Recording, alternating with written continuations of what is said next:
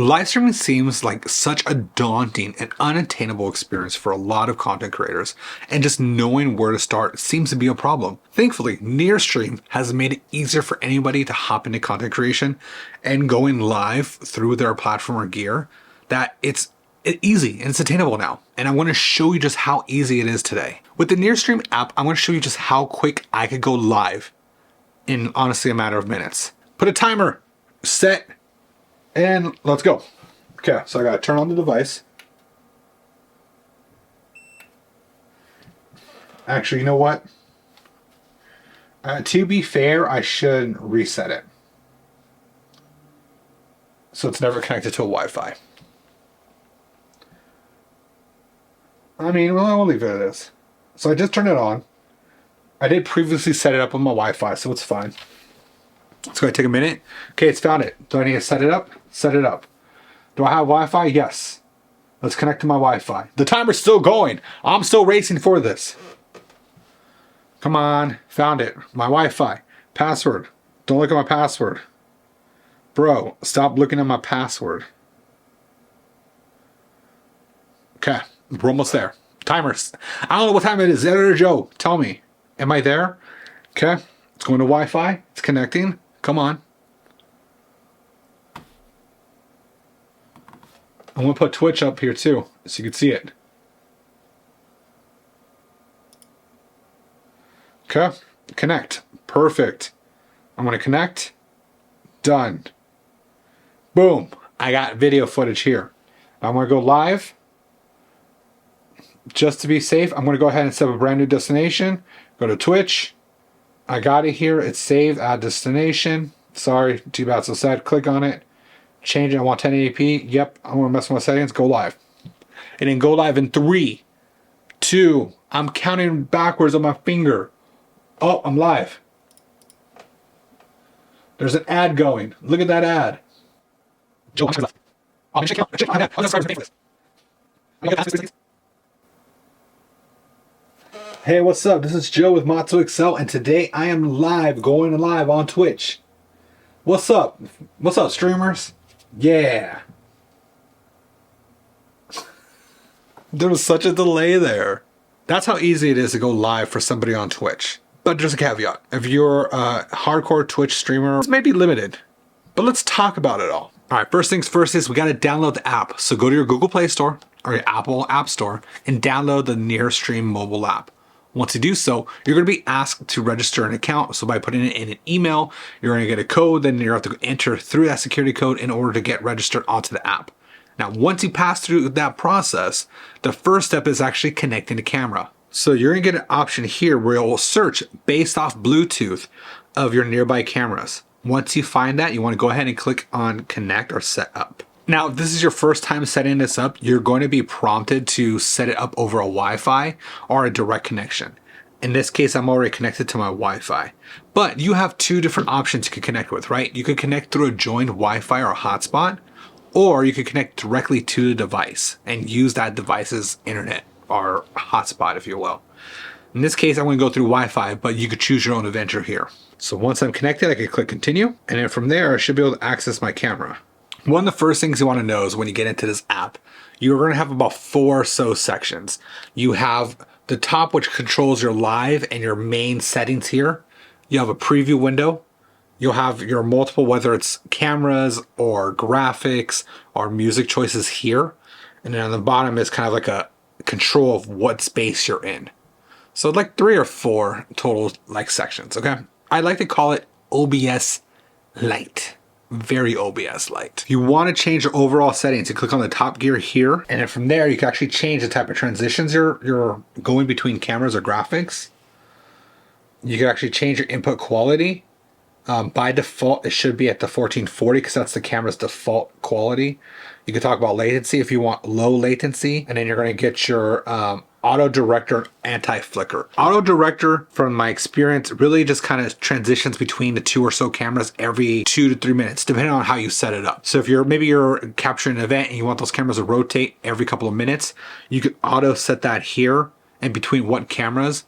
It's not really using AI to say, hey, go here or go here when something big is happening. It's more just if you want to auto rotate. Imagine like concert venues where you want to switch between maybe like a singer or like a drummer and stuff like that. Anti-flicker just helps if you have really shitty LED lighting. Other than that, that's pretty much the setting side. Preview window, you always see your preview here on the bottom here. So you have this different like areas, right? Like the different tabs.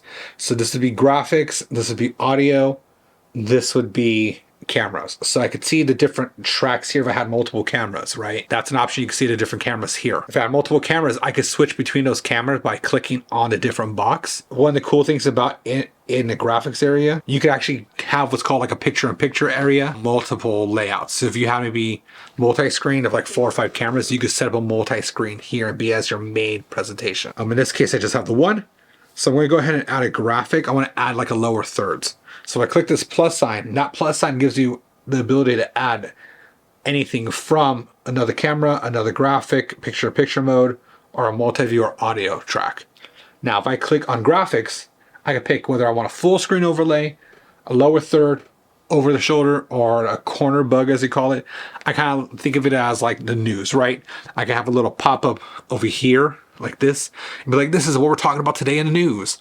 I could get a lower third over here, or I could do just a full screen display. The funny thing is, it depends on which one you click first. Like if I click on this one and then I click on this one, it's like ordering like first to last to first. Audio wise, so you do have, you can, actually kind of mix your different cameras or your tracks here. If you click on the plus and click on audio, it doesn't actually access like your music library on like your Spotify or anything like that. All it does is access built-in music tracks. Now, the one thing I did find to be a problem is that if I wanted to click, like, I can't preview any of these tracks. I could add them to a playlist, right? And click done, and it'll start playing as its own music track, but I can't control it. So there are preview it, unless I actually turn it on here. And then I can mix it so it's lower. So I could go like this and be like, hey, what's up? It's lower. Perfect. Too high still? Let me drop it down. And now I got some nice background music. But I can only mix it live and preview it live. I can't actually like hear a track. And if I don't like that audio track, I got to then go into music, the gear, and then I can either pause the music or skip it, and then it just removes it from this playlist. I'll talk about my recommendations later. Now let's talk about live and recording. So if you hit the record button, I want to talk about this first. You have two options where you can record to your phone or your mobile device, and then you can also record to an SD card that's built in. Other things to know about the app itself. So you can see the capacity of your device and SD card here, which is nice. You can change the quality, but it doesn't really give you instructions. Like I can't go to 1080p, and it gives me an error. If I wanted to switch this audio recording or here, you can see it's limited. So it actually, you're either equal in your quality recordings on both the device and the SD card, or one's less quality. Now, I guess it's a safety channel per se. So if you don't care about that, then you're fine. So you do get the option recording in H.264, H.265 if you want that high efficiency recording. I think it's a HEVC codec. The live is going to be the same, running about the same codecs.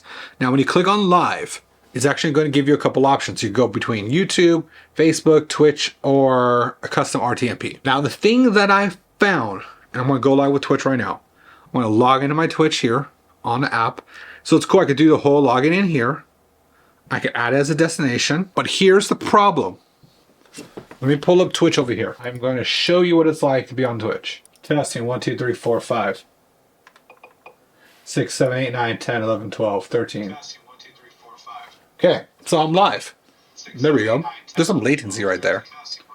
So I am live on Twitch, right? And I'm going live through this app. But here's where the problem is. If I leave this app, the Twitch stream is going to stop. It's going to lock up and freeze.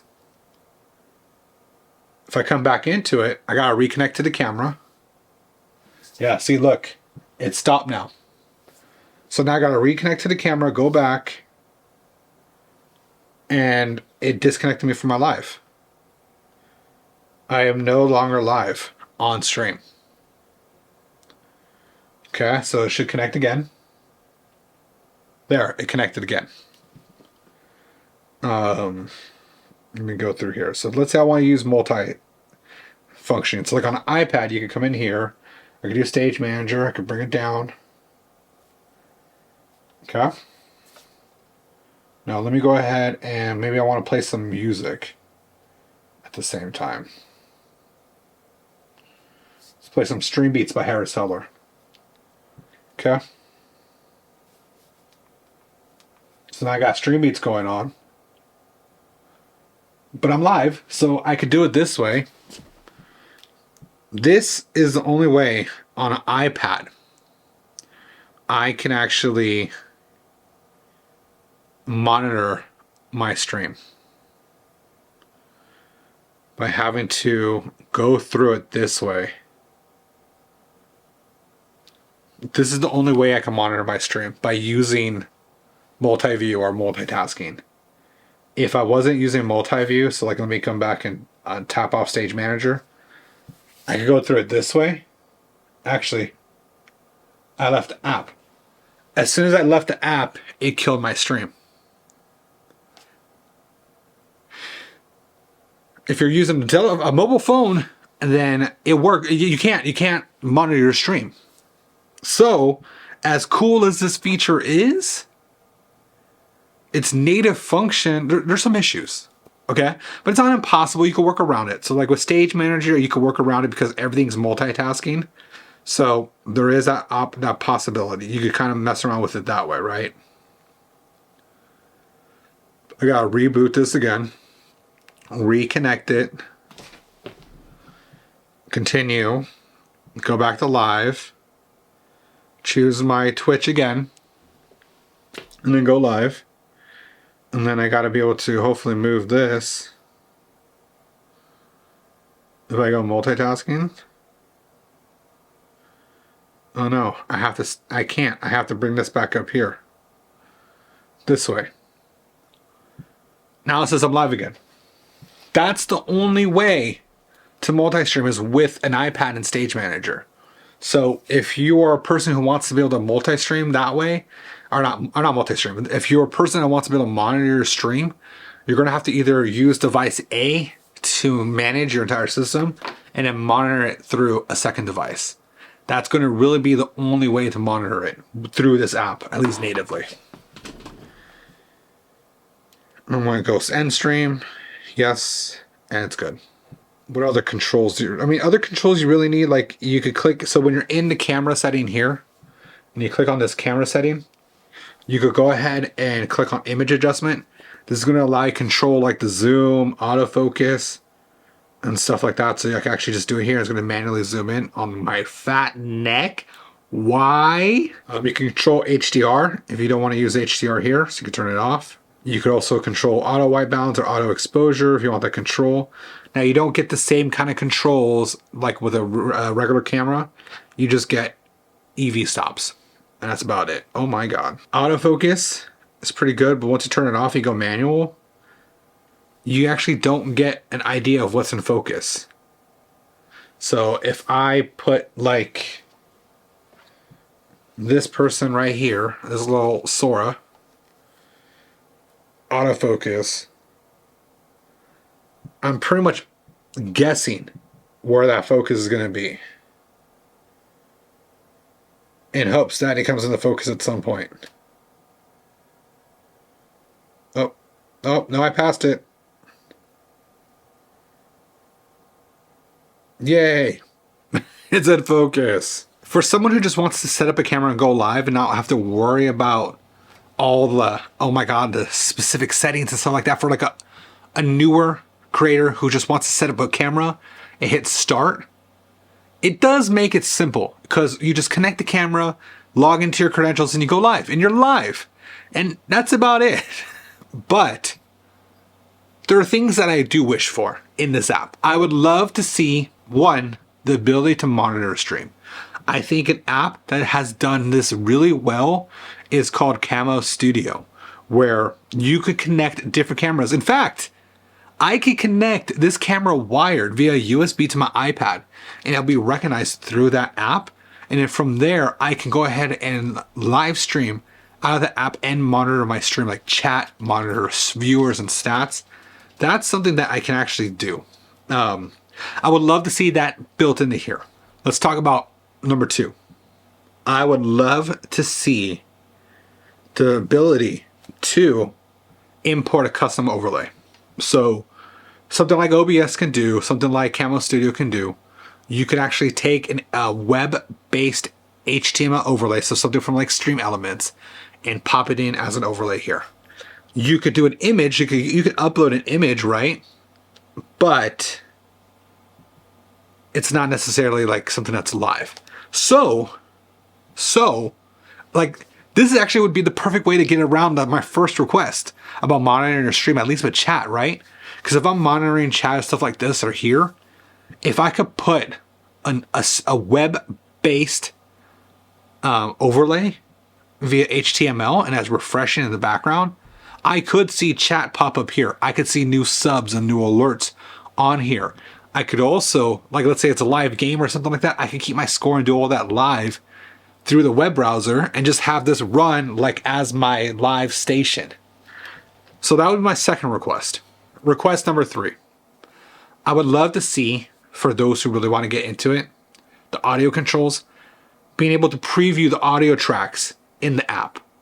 I do want to recognize like it's a small team that's developed this app, and it's really good for basics, but I would love to see a way to preview the audio tracks before I create a playlist. And then I would also love to have a saved playlist. So that would also be cool. Like if I could come into here, be like audio, music. If I could save a playlist, I don't care. I'm not using like Spotify or something like that. Like if these are all royalty free, I'm not going to get dinged or DMCA'd. Perfect. Just perfect. But allow me to save that playlist just so I could add it. Like you gave me custom playlists, but maybe I just don't like a certain track. But I can't tell if I can like a certain track or not because I can't even preview it. See where my problem is? So give me the ability to preview it and then save my own custom playlist. Number 4, I'm going to get real technical with this one. For being able to zoom in and autofocus, I've said it before, with zooming in, I would love the Elgato feature where I can actually zoom in, whether it's part optical with the lens and then part digital, right? And be able to shift just exactly what section is zoomed in and in focus.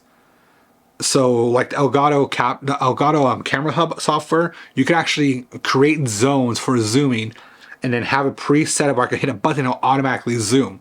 So I can still use my one camera, but then I essentially have 4 different angles based on that zoom in that region. And that's where this camera shines. It has an optical image, optical 10x, but it's dead center. So if you're looking at one spot, it's going to zoom in only at that dead center spot. So that would be my number 4th ask. Editor Joe, keep my track here. Cool. And then finally, I would love, speaking to that, the ability to have zebras for whether it's overexposure or underexposure areas or even focus. Zebras for focus, so I know what's in focus or what's not. Many mirrorless and DSLR cameras already do this, so I would love for the camera to have the ability to do that as well. And that does seem like a firmware issue where it could be updated in a future firmware or a future app to give you that native ability. So I would definitely like to see that. I think that's my 5th one. And I'm going to wrap it there. Hey, what's up? This is Editor Joe. I want to let you know that I did reach out to NearStream and talk to them about some of these different missing features I would like to see. And the cool thing is their development team is actually listening to my ideas. Now, whether they put them in place, I don't know, but they are listening to the feedback. So hopefully in future iterations, these will maybe come to fruition. But I just want to say thank you, NearStream, for actually listening to a creator. All right, let's get into it. I realized at the end of this video, I kind of got a little bit more like constructive, but hopefully, maybe it's just me. Maybe for you who've used this system, you've noticed this as well. It's available, it's there, it works for a basic creator. Hopefully I didn't scare you away, but you'll see as you become a more regular creator over time that a lot of the stuff you want in the app is just not fully there yet. But it's a promising start. So for someone who just wants to go live, the ability is there. But if you want to really customize the experience of your live, you're going to find yourself very limited, but then you're going to really kind of see where other options exist, like Camo Studio, like OBS, or perhaps maybe NearStream will create some of these changes that I've requested in future iterations of the app. I think that would be a real big win. Or be able to partner where you can connect the camera wirelessly and then natively work with another app. I think that is going to be the key for the future. Because this gets it done, but you're going to want more. Like I said, as you stream more, you're going to want to be able to do more and be more interactive or more creative. But like as a live streamer or like an IRL streamer or like sports and like church services and stuff like that, again, it's going to be easy to go live and manage. But for the creative, there's an elaborate creator set that are going to feel limited. But you could connect this to your computer via an NDI wirelessly, or you can connect it wired. And be honest with you, for me, I love connecting this camera wired, especially to my iPad, because it just becomes a different beast than what it is wirelessly, at least in its current form.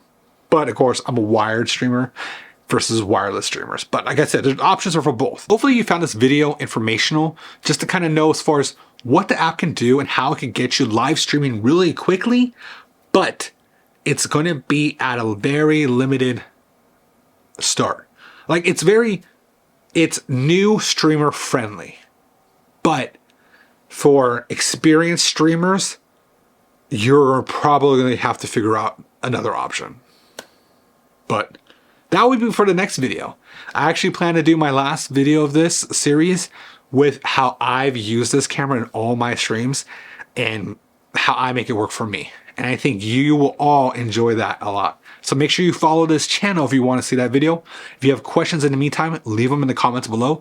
Otherwise, I'm Joe. This has been Matzo Excel. And until next time, I'll catch you guys later. Peace.